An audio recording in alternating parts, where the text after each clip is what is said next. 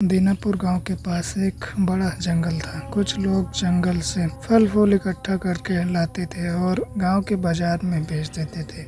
संपत और उसका 15 साल का बेटा आंसू भी यही काम करते थे। जंगल के फल फूल आदि इकट्ठा कर लेते थे और उन्हें जंगल के बाजार में बेच देते थे। एक दिन संपत और आंसू दोनों जंगल में फल फूल इकट्ठा कर रहे थे कि तभी उन्हें दूर एक भेड़िया दिखाई दिया। बापू, वो देखो भेड़िया।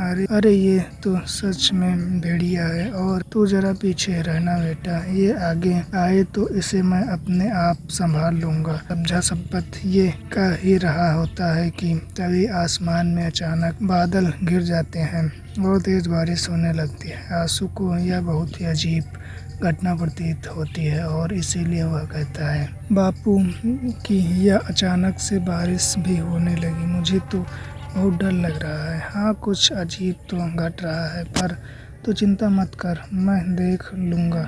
बापू, भेड़िया तो हमारी तरफ ही आ रहा है, तू डर मत, आने दे। भेड़िया जैसे ही उनके निकट आता है तो वो अचानक एक खौफनाक पिशाच में बदल जाता है। लाल लाल अंगारों जैसी आंखें और लंबे दांत। उसे देखते ही संपत चीख उठता है, आंसू आंसू तू भाग बेटा, और जल्दी से भाग।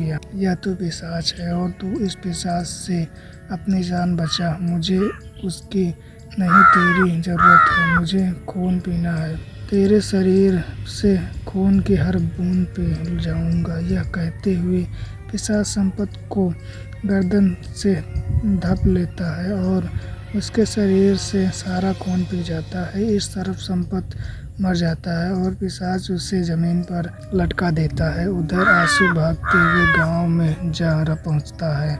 अरे, जंगल में पिशाच घूम रहा है, उसने मेरे बापू को पकड़ लिया है। मेरे साथ लो, मेरे बापू को पिशाच से बचाओ। आंसू से यह खबर मिलते ही गांव वाले जंगल की तरफ दौड़ते हैं। सबके हाथों में लाठी डंडे थे। लेकिन जंगल में पहुंचने पर उन्होंने संपत की लाश से मिली। पिशाच तो उसे मारकर कहीं गायब हो चुका था। बापू, उस पिशाच ने मेरे बापू को मार डाला। मैं उसे जिंदा नहीं छोड़ूंगा, मैं भी उसे मार डालूंगा। उस दिन के बाद से पूरे गांव में ही पिशाच का खौफ फैल जाता है। पिशाच रात में गांव में भी घुसना शुरू कर देता है और जिसका भी उससे सामना होता है वह मारा जाता है। पिशाच उसके शरीर का सारा खून पीकर उसे मौत के घाट उतार देता है। कितना गर्म खून है इसका, सच में बहुत मज़ा आ रहा है। अब तो इस गांव के हर एक आदमी का खून पी जाऊंगा। एक दिन जंगल से गुजरने वाली सड़क से कुछ व्यापारी शहर की तरफ जा रहे थे कि तभी, आओ तुम सबका एक एक करके मेरे पास आओ, मुझे तुम्हारा खून पीना है। हमें छोड़ दो, हमें छोड़ दो, हमारा खून मत पियो, हमने तुम्हारा क्या बिगाड़ा है, हमें माफ कर दो। खून तो मैं पीऊंगा, तुम सबका खून पीऊंगा। यह कहकर पिशाच उन सबका खून पीने के लिए एक एक को बारी बारी से गर्दन से दबोच लेता है और इन्हें मार डालता है। अरे सुनो, आज उस पिशाच ने कुछ व्यापारी लोगों को मार डाला। उन सब की लाशें जंगल के सड़क के किनारे पर पड़ी हैं। यह तो बड़ा अनर्थ हुआ भाई, इस पिशाच ने तो सबका जीना हराम कर दिया है।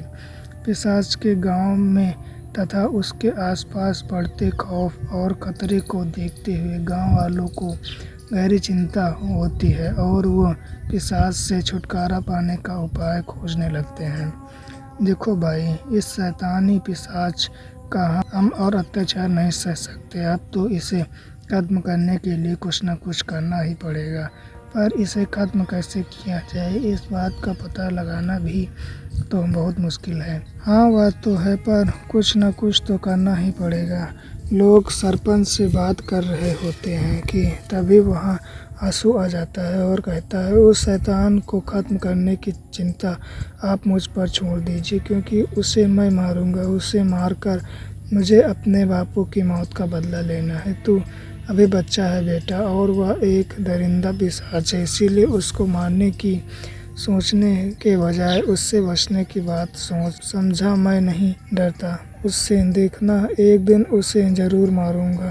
एक रात आंसू सो रहा होता है कि तभी उसे एक सपना आता है। सपने में आंसू रो रहा होता है और एक महात्मा उसे पिशाच को मारने का उपाय बताते हैं। इस पिशाच ने मेरे बापू को मार डाला, अब मैं भी उसे मार डालूंगा। हाँ, केवल तू ही मार सकते हो उस पिशाच को, पर मैं उसे कैसे मारूंगा? महात्मा जी, बेटा तुम पहाड़ी वाले शिव मंदिर पर जाओ, वहाँ तुम्हें एक सुनहरा त्रिशूल मिलेगा। तुम उस त्रिशूल को ले आओ और जब भी तुम्हें पिशाच देखे उस त्रिशूल से उसे मार डालो, ठीक है? अगर ऐसा है तो मैं कल ही वहाँ त्रिशूल ले आता हूँ। आंसू अगले ही दिन पहाड़ी पर जाकर शिव मंदिर से वह सुनहरा त्रिशूल ले आता है, उसे अपने साथ रख लेता है। उसे हाथ में त्रिशूल देखकर कई गांव वाले पूछते हैं, यह त्रिशूल कैसा संन्यास ले लिया? क्या बेटा, यह त्रिशूल नहीं, उस पिशाच का काल है।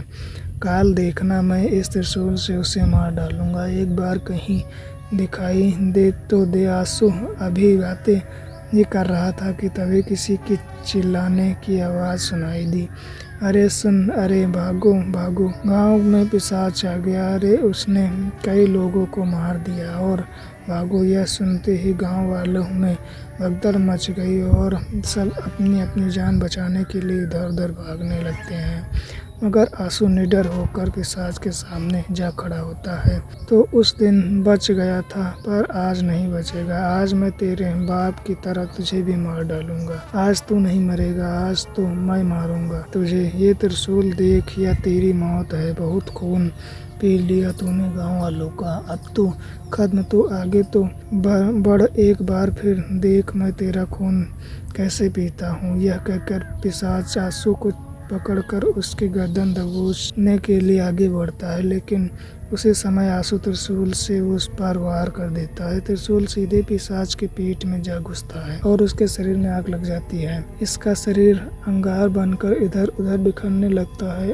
अरे देखो, शैतान मर गया शैतान। मैंने इस पिशाच मार कर अपने बापू की मौत का बदला ले लिया। गांव वाले आंसू की बहादुरी की बहुत प्रशंसा करते हैं और उसको सब गांव वालों का बहुत प्यार मिलता है।